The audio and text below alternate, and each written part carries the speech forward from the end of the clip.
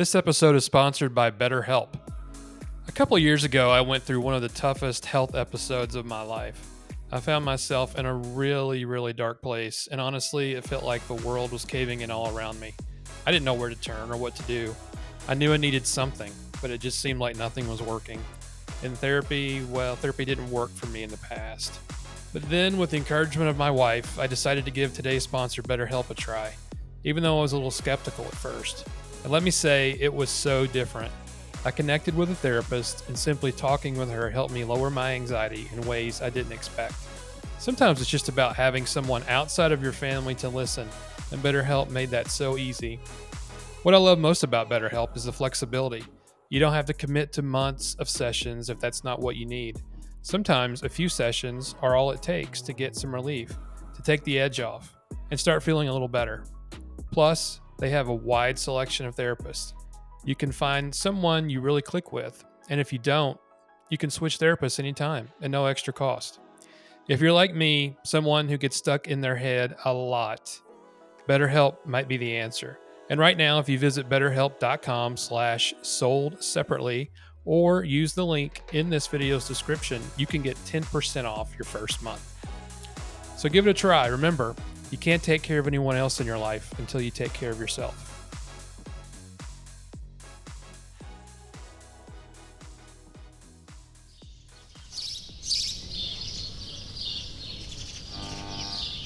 Auto sequence start in 5, 4, 3, 2, 1. And now, on with the show. Hey, my name is Dr. Dice, and my happiness today is finding balance. You know, there's give and take in all this world. We get pulled in every direction. And when I find balance, that's where the serenity lies. Okay. Hello, Dr. Tony Dice. How are you? I'm doing good, Jason. Good to be here, man. This is awesome. Oh, thank you, man. Thank you for being on. I really appreciate it. And first and foremost, thank you for your service. Hey, it's an honor to serve, man. Awesome. Well, I'm glad to have you here and to share your story. You know, your life reads almost like an adventure movie. You've been Navy SEAL, private security for president, firefighter, EMT.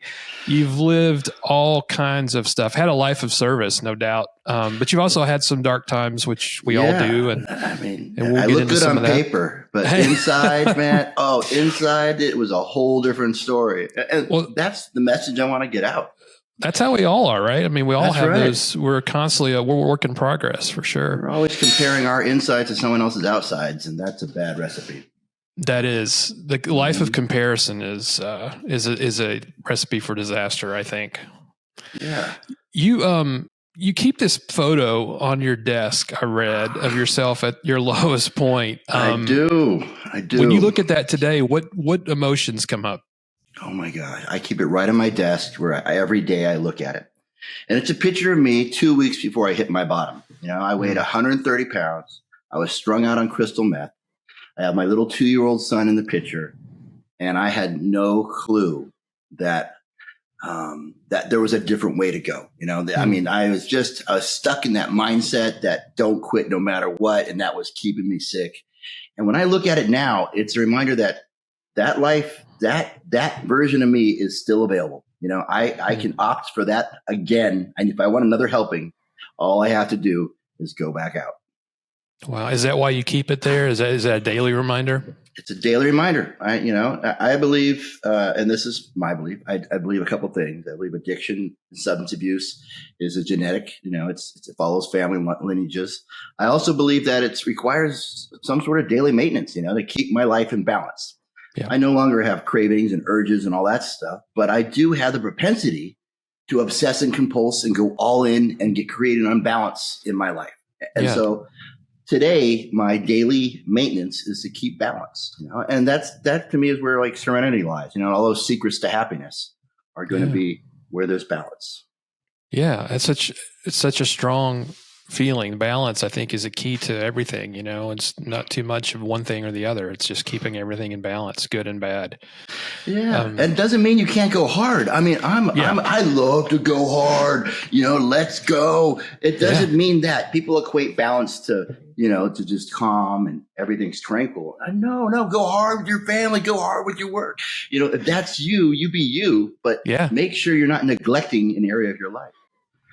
I tell you, a story that really hit me hard was when you lost your dad, and you tell this story at the gravesite. Your grandfather told you something. Can you tell that story? Sure. Let me set the stage. I'm the oldest of 8 brothers and sisters.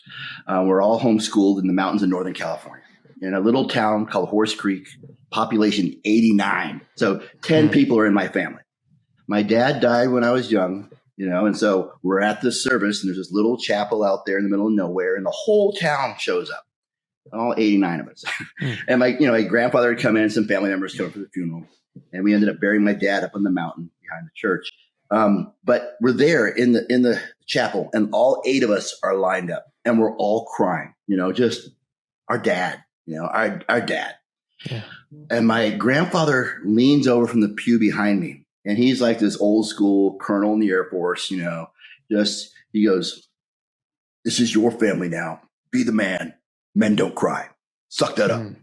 And I remember just arching my back and then sucking in those tears and just turning it off. And I don't remember crying after that. That was a goodbye to that version of me. And this is something else. I need to be the man. Wow. Did you carry that from that point on even into your career? And was that something that stuck with you? It's almost an obsession, and it's kind of comical. I ran away shortly, a couple of years later, and I got into I got my GED, and I went to college and experimenting with different majors. I took an EMT course, and I was like, "Whoa, this is awesome! This is a certificate to be a hero. I get to be the man," and I got the EMT qual, and I went and I signed up they had a search and rescue fire department out there, and I got on board with that. And when someone dialed 911, here we go. You get to show up, jaws of life, river rescues, real cool stuff. And for a couple years, that was awesome. But there were so many calls that we would go on where we're trying to get the patient stabilized, and we're, "Please hurry up, ambulance, get here." Those guys were the man. They had license sirens to the wreck, and then license sirens away from the wreck. Those guys were the studs. And so I transferred over. I got a job with Northern Siskiyou Ambulance, and I got to be the man there. And I loved the camaraderie and the crews. And for a couple of years, I did that. And then I was, so many calls we'd go on. We couldn't even get out of the rigs to go into their structure because it was a domestic dispute, and we had to wait for law enforcement to show up to secure the scene. And those guys had faster cars, they kicked into doors, they're butts and skulls. Those guys were the man. Those guys were really cool. And so I started taking night courses. There was a sheriff's department hiring. I was all set to kind of put my resume in there and get transferred again. And my chief pulls me up and says, "Dice, what are you doing?" I said, I just want to be all I can be," kind of thing. And I said, "What's top of the food chain?" He goes, "A Navy SEAL." And that was my entire decision-making matrix. If that's what it takes, I went down to the recruiter and signed up. Wow. Did you, what was that chase? Do you think it was a chase of just the adrenaline? Was it just to prove yourself maybe? Or what do you? It was, I remember laying in the bunkhouse thinking to myself that if someone's going to have the worst day of their life and they're going to reach out and they're calling me to come and show up and save the day. And that was very nurturing. That was very feeding to something in me to be, growing up, Indiana Jones, all those heroes, G.I. Joe characters, I was always going to be the underdog superhero who shows up, and saves the day. There was something there genetically. I got a fulfillment of being the guy. And so it's funny how everyone wants to be a warrior. It was only later in life that I kind of discovered that, I'm more of a protector or a caretaker, a caregiver. Do you think as men, we obsess or put pressure on ourselves to be that for our families, for our spouse, to be that protector? And there's a lot of pressure there to constantly try to, in their eyes, be the best that we can be and be that protector. And, I just think I've heard it a lot. It just seems like their men are struggling right now with a lot of issues like that. I hear that, and I wonder if it's a social construct, because from the beginning of time, there's been this genetic component of protect your own. I'm going to provide for, this is mine, and that. So there's that. So I know there's a genetic component to me wanting to do that. Social pressures, the traditional, a nuclear family, all of that kind of led where we're today. But today there is this flux, this space for others. There's this more room on the board for different personalities, different life roles, all of that. And so in that exploration as a young adult, trying to figure out who I am, I think when you have a menu card that's so many items to go through, it may take longer to figure out who you are, what you want to be, So I think we need to allow for a longer developmental period, early teens, early 20s, late 20s, all of that. I think there's more to consider. Yeah, for sure. When you and I grew up, there was just, you could be three things, you could be, you can have this role, you can be married, you can be single, or you can be the weird guy, that was it. Yeah. And there wasn't social media. We didn't have all that noise out there to, we couldn't even, I remember I wanted to be an astronaut really bad. And so I would send away to NASA for like specs to come in the mail, like to look at things, because I was just so obsessed with spacecraft. I know. Were you a young astronaut? I wish I did not follow through with that, unfortunately, but got into communications. But I remember now I'm thinking, man, I could have just, got on the internet and looked up all that stuff. But it took a little bit more effort back then in our day, to follow through on what you wanted to do. It did. And there was less things to consider, and you were very, whatever movies you're allowed to see, there was these slots you kind of fell into and were drawn towards. Yeah. And even today, if I want to be an astronaut, are you a payload specialist or a mission technician? Right. There's all these different, everything's broader. There's so much more to consider. It's more than just an astronaut. It's what's your specialty. Yeah. Yeah. And I just think, Sorry, I didn't mean to interrupt, but I was just going to say you're so right about the movies, because that's kind of where we saw our heroes, and that's what we wanted to be, when we grew up. Indiana Jones, and that's dead on. Yeah. I think that's one of the most powerful mediums that we still have. And it's suffered a lot since the pandemic and all this, but there's a quote I love by Steven Spielberg, and he talks about, you can argue statistics and facts all day long. You will never change someone's mind, but if you tell a story, there's a chance of changing a perspective, and that, to me, growing up, being exposed to these different things had lifelong impacts on me, and I have come out of a movie going, whoa, I never considered that. Yeah. And have my worldview shifted in a way that no conversation, or I think even podcast, could really do. But that medium, they're so powerful in today's media. We need to almost be cognitive of, what are we feeding this generation? What do they have to choose from? Yeah. Who are their heroes? Yeah. Remember back in, I guess it was maybe 86, 87, when Top Gun came out and the naval recruiting went up tremendously.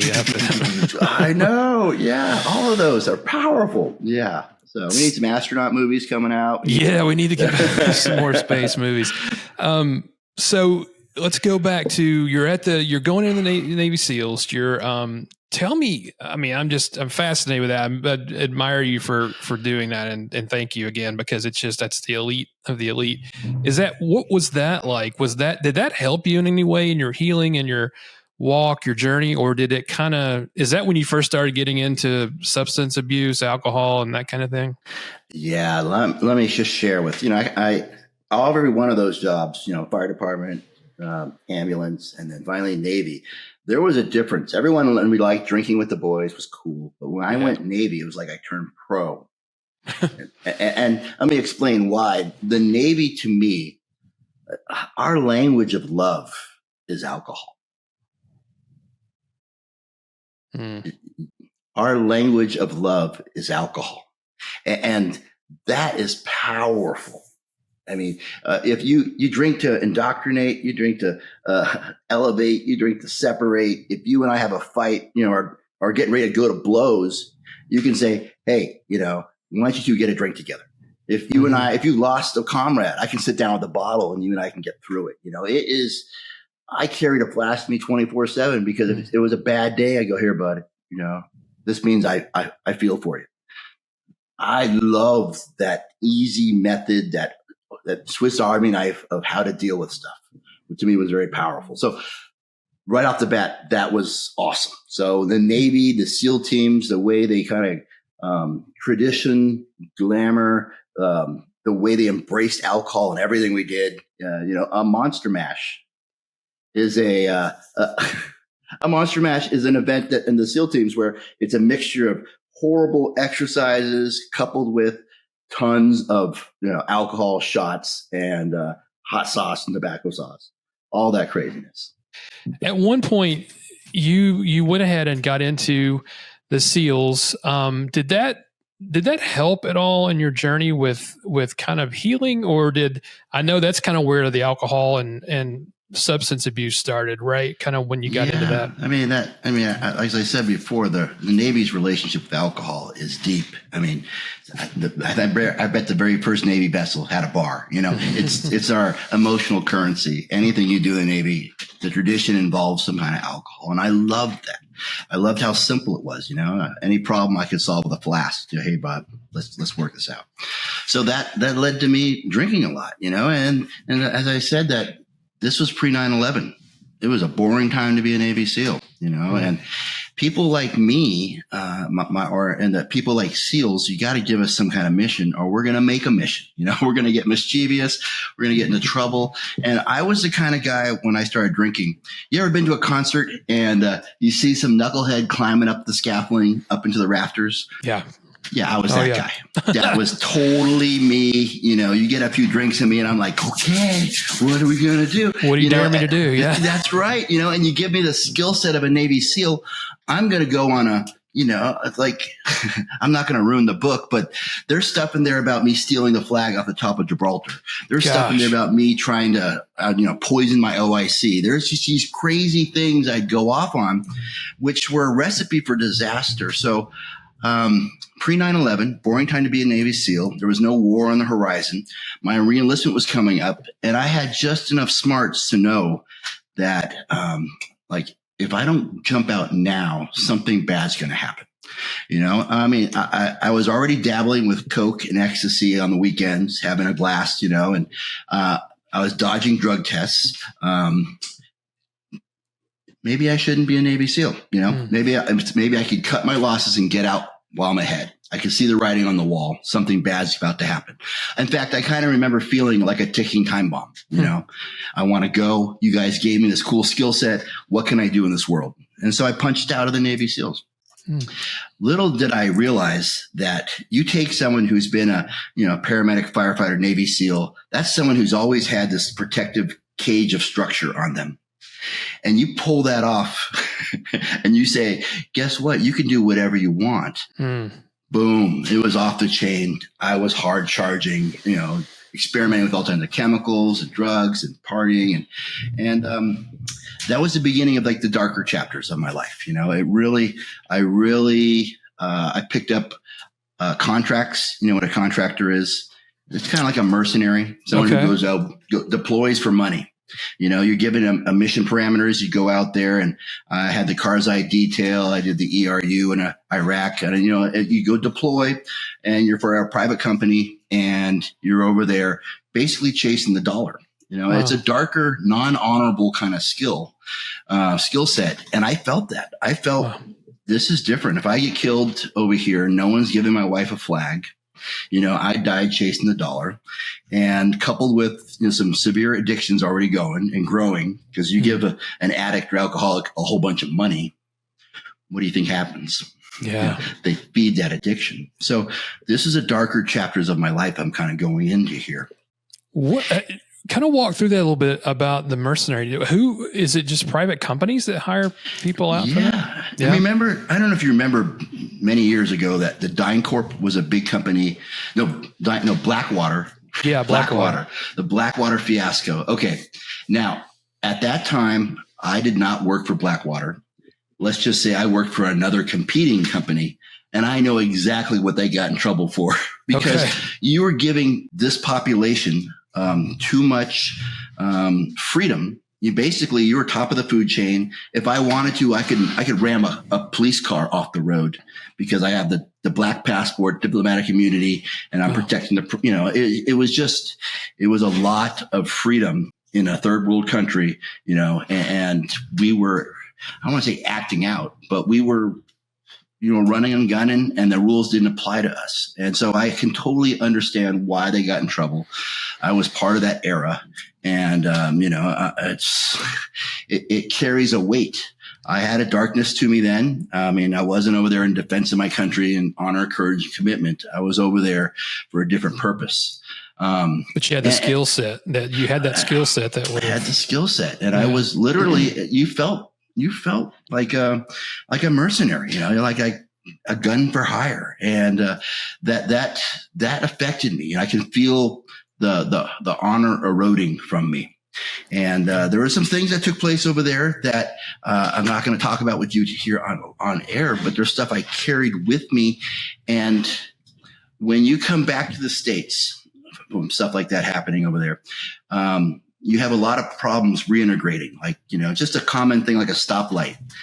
I come up to the stoplight and I hate stopping because over there, you don't ever want to stop. You want to keep moving. Mm-hmm. And a car would pull up next to me. And I just remember like wanting to flinch because it's going to detonate or something, And so it would take me a couple drinks just so I could drive around like a normal person.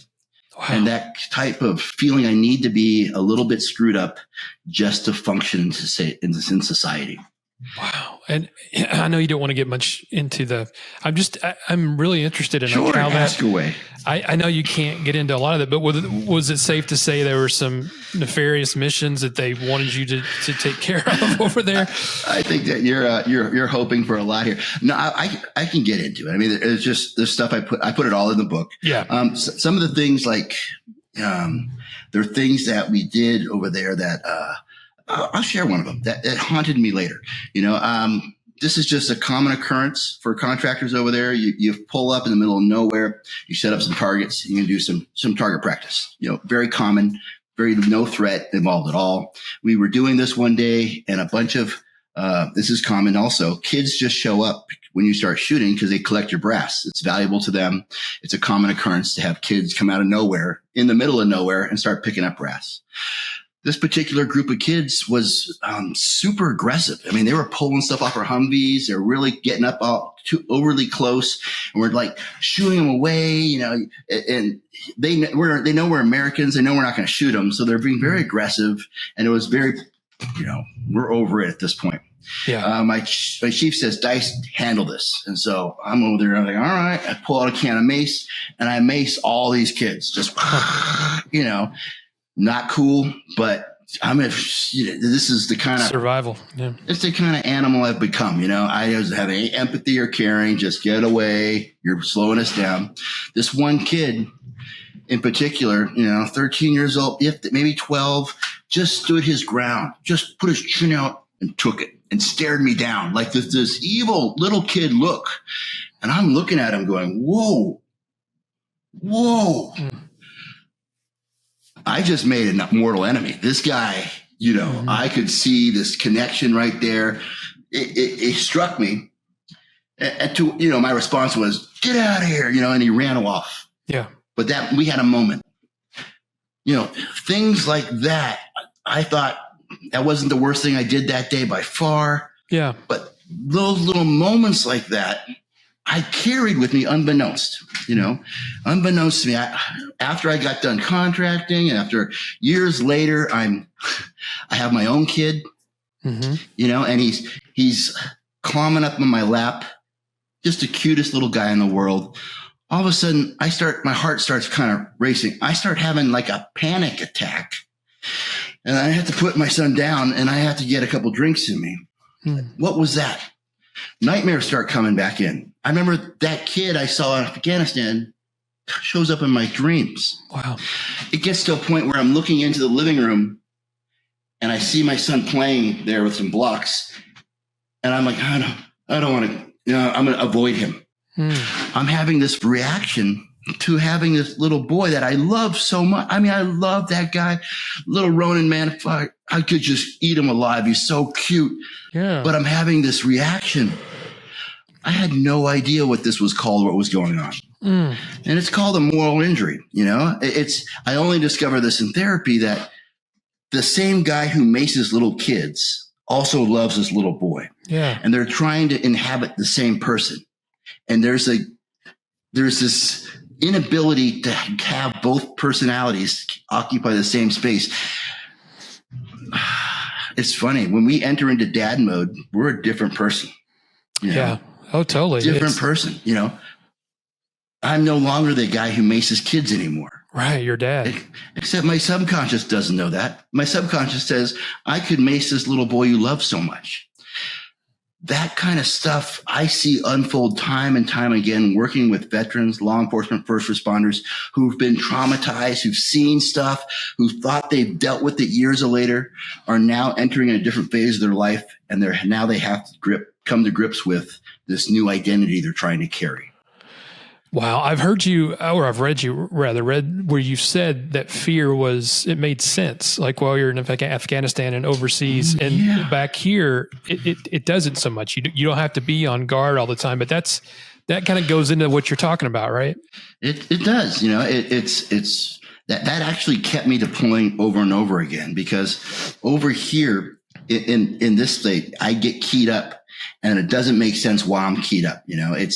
I know there's no threat, but my body feels like there's a threat. I feel crazy here. Yeah. And I would actually fly back into a war zone and take another contract because I felt like, okay, I'm keyed up, but there's a reason for it. I don't feel crazy. So that kind of sense of, I feel out of sorts, I don't belong here in the States, was a common thing that kept me redeploying. And that reintroduction of the trauma I see that as well. People will get stuck in a job that's detrimental because it satisfies that need to feel at home with their surroundings. Wow. It's no wonder that people have so much trouble trying to integrate right back when they come back home. It's just your body's constantly battling with those two personas that you have going on. It's tough. Yeah, and you see these people who get stuck in forever deployments or keep taking contracts over and over again. And it's because they're attuned to being keyed up and having a reason to be keyed up. And in reality, it feels like a simpler world over there. There's do the right thing and live, do the wrong thing and die. It's very easy. And back in the States, there's all these shades of gray and feelings and bills and what's real. It's very complex. And everybody's on the same page over there. Everybody's on mission point. And over here, it's like you said, there's different degrees, people's personalities, the relationship dynamic. That's tough to come back into. Yeah, it is. So, this continued back and forth, and this PTSD was eating me alive, and my drug abuse has picked up. I've now transitioned to crystal meth. My health points are going like on a video game, down. Yeah. My normal fighting weight in the team is around 220. I'm just 6'2", and by this time I weigh 130 pounds. Wow. So, in fact, that picture that I keep on my desk, it's a picture of me 2 weeks before I hit bottom and ended into treatment. It's a picture of this guy who just looks like a skeleton there with his little 2-year-old son. And I keep that as a reminder of me that world is available to me. Yeah. It's always something that you could go back into. You don't want to, but it's always there. And so at that point in my life, I get turned down for a contract, which I just internalize as screw you guys. I don't need you. And, and decide that's not the life for me. And I start this downward spiral, and I end up hitting a bottom and get admitted to a treatment center. And there was this, it's funny, this come to Jesus moment I hit where, remember the last pandemic we had, the H1N1, the swine flu? Yeah. Oh yeah. Yeah. That was going on. And I was on a 3-day bender. A 3-day bender is when, you've been awake for 3 days. Everything's kind of surreal. The phone rings and it's the daycare center. And I let it go to voicemail. And the voicemail says there's been an exposure at the daycare center. We're having everyone come in and pick up their kids. And so what I hear in my crystal meth mind is like, oh, my son's in trouble. I need to go rescue him. I need to save him. Let me just get one more hit first, And then I'm thinking maybe my wife can get him. And so my wife calls and she's out of the area. She's upstate. She can't get to him. I need to get to him. So, all right, let me just get straight and get out of this room. I got to go get my son. The daycare is calling. My wife is calling. The daycare is calling. My wife is calling. I'm still freaking trying to get out of this room. Just a little bit more. It's a little bit more. And 3 hours go by and I can't put this down. Jason, I remember turning off my phone, pushing it under the bed and just using. This is the point where I stopped looking in the mirror. I knew to my core that I was a fucking drug addict. This is what I'd become.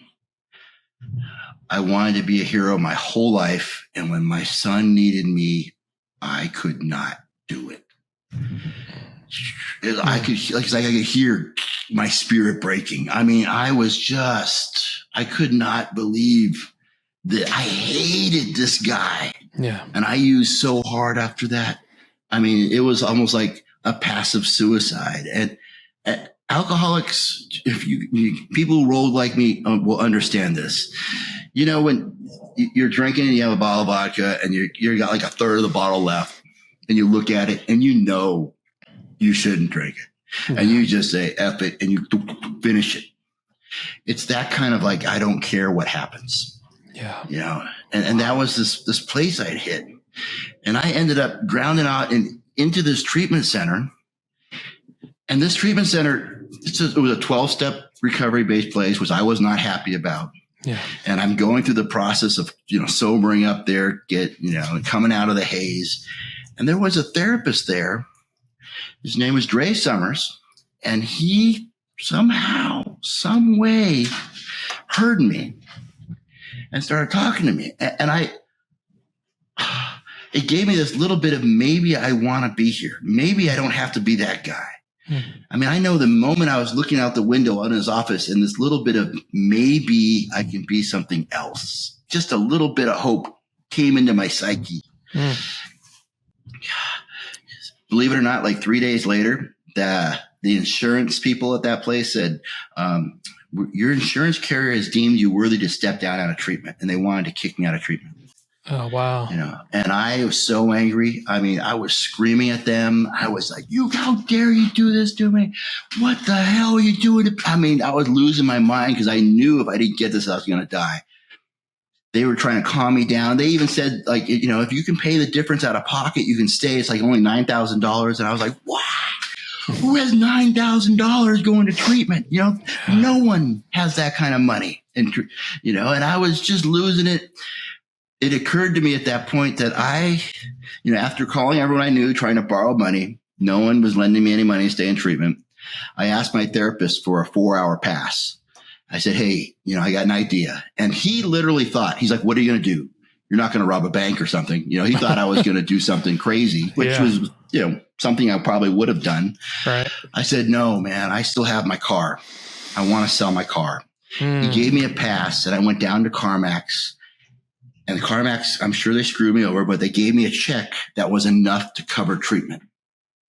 Wow. And I got I'm in the parking lot of CarMax looking at this check, and it occurs to me in the parking lot, I don't have to go back. This could be a good run. Wow. If it wasn't for that moment in that therapist's office where that little bit of maybe I can be something else, maybe there's hope for me, I don't know if I would have gone back. I went straight back. This is called the Farley Center. I went straight back there with this check. I didn't even cash it, Jason. I didn't trust myself with the money. I just endorsed the back of the check and I offered it to them and they accepted it. Wow. So you were So you were in the parking lot of CarMax and you were thinking for a split second, you could really have a good time with that money. Oh, yeah. I thought I don't have to go back. I'm out. I can go. And they call it stinking thinking, that little addict mind. Mm-hmm. It's going to be different this time. Dude, I think I hit a spot where I wanted something else more than I wanted to use. I went back there. Yeah.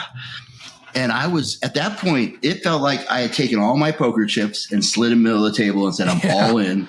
Whatever you guys say, I'm going to do. I don't care what you say. I'm going to do it. And I sat in the front row of every lesson, every group I shared. There was one therapist there. I till this day, I don't really understand what she was getting at, but she told me when I was a little kid, I never learned how to self-soothe. And so she wanted me to go out to Walmart and buy myself a teddy bear. And for the rest of my time in treatment, almost 2.5, 3 weeks, I want you to carry that teddy bear with you 24 hours a day. And I looked at her and I was like, I'm a Navy SEAL. We don't do that shit. But she said, hey, this will help you. And I was like, all right. I went down to Walmart. I bought this fluffy black teddy bear about yay big. I put a skull and crossbone armband on him so he looked kind of tough. And I carried him around the rest of my time in treatment. Wow. I was so willing to do whatever they said. Yeah. It was crazy. Oh, man. What did that and selling your car, what did that teach you about the real literal cost of recovery? I mean, and I'm sure you kind of maybe tell people that story today too, to kind of help them, but it takes going all in, right? It does. I mean, you have to be willing to go to any lengths. The same way you chase your drink or your drug, you got to be willing to chase your recovery, man. You got to fight for it. You got to want it. You got to realize your life depends on getting this. And I felt like if I don't get this, I'm going to die. I mean, I could feel recovery, addiction snapping at my heels, man. And I was in survival mode. How do you, from going through all of that, when you work with people today, is it hard, I guess, to relive some of that trauma without messing yourself up, going back into those dark times when you're trying to teach and trying to counsel by sharing your own story? Is that tough to not go back down the rabbit hole? Oh, Jason, that is a powerful and telling question. Listen, all that shit I did, all those the deep, the dark, the ugly stuff that I'd done, I carried with me. I hated myself for it. It's a weird feeling when you do so much shitty shit. You literally feel full of shit. You feel like an evil person. When I sit there and I sit down with someone, and through sharing some of my experiences of what I did and lived through, you relate to and you can identify with, like, whoa, I did something similar.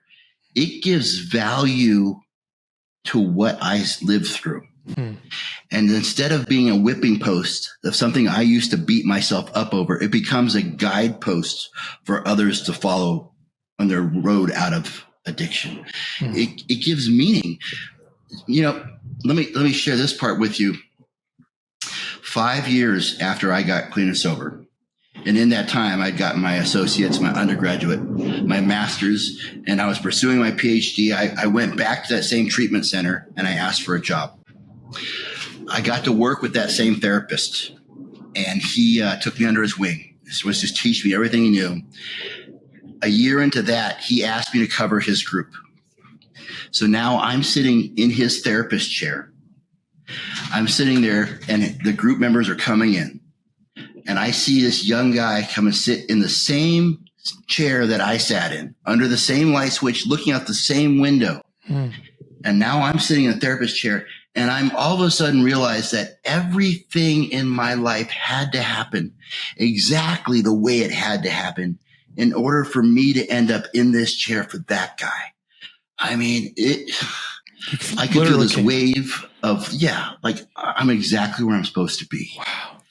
That's literally coming full circle. That's like in that same room saying, wow, that's powerful. I mean, it was, some people say that they had a calling. This was, picture this. I'm sitting there, trying to act like the therapist, trying to avoid getting overly emotional. I could feel my eyes tearing up as I'm realizing this whole moment, and trying not to break down, because I'm supposed to be a therapist, as other patients are sitting down. What's wrong with you? But yeah, I've never felt that. Everything I've ever done, that was like, wow. I had to walk through all that. It gave everything meaning, because otherwise that stuff keeps you sick. We have to share it. Yeah. You have to share. The secrets keep us sick, man. Yeah. You cannot, I don't think you can help others until you've gone through it in a way, and kind of what they're dealing with, and you can help them through on the other side if you've been through that. So we have to, unfortunately, go through that pain. It's not fun. It's not easy, but I think it's necessary in the long run just to be able to help others. But you've had, oh my gosh, man, I could talk to you all day. You've had I hope you come back, because I think there's so much more to talk about. Where can people catch up with you and get your book also? Where can they find you? Real quick, you can find me on any social media look up Dr. Dice. I'm out there on every platform. You can go to Bishop Dice Defense, and you can see the company Scott Bishop and I started together as a vehicle for helping veterans, law enforcement, and first responders. The book, go to drdicebook.com. And the book is this, simply. I saw Steven Spielberg in an interview years ago, and he said, you can argue facts and statistics all day long, and you will not change a thing. But you share a story, and you have an opportunity to change a perspective. My story, some of you may read my story and identify in. Some of you will read my story and go, whoa, that's exactly like so-and-so in my family. It's me being totally honest and raw about what happened and where it happened to me and how I got through it. This is not a Navy SEAL bang, bang, shoot 'em up, badass story. This is a unfiltered look at what was going on under the hood of someone who looked like a badass guy. Yeah. So it's unflinching. I don't hold back. In fact, I spent a lot of time arguing with my publisher. Please leave that story in. And they're like, we can't print that. I'm saying, come on, trust me. Yeah. You gotta expose all the raw, to get to reach people, I think, for sure. Yeah. Just hey guys, don't put me in jail is all I'm saying. All right. Yeah. Right. Oh man. Dr. Dice, my friend, thank you so much. Like I said, please come back, because I think this is so captivating. Your story is so just inspiring, and what you're doing, the work you're doing, is so needed out there today. And so thank you for doing that. And thank you again for your service. It's an honor to meet you and to talk to you. Thank you, Jason. Thank you for the platform, man. This stuff's important. Happiness Sold Separately is created and hosted by Jason Hensley and is produced by Makash Films. Narration by Lauren Gobis.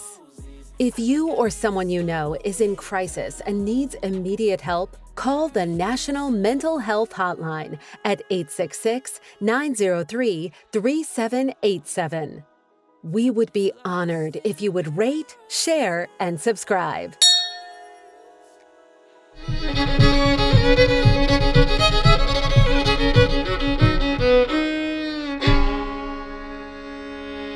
Aye, that's a good one.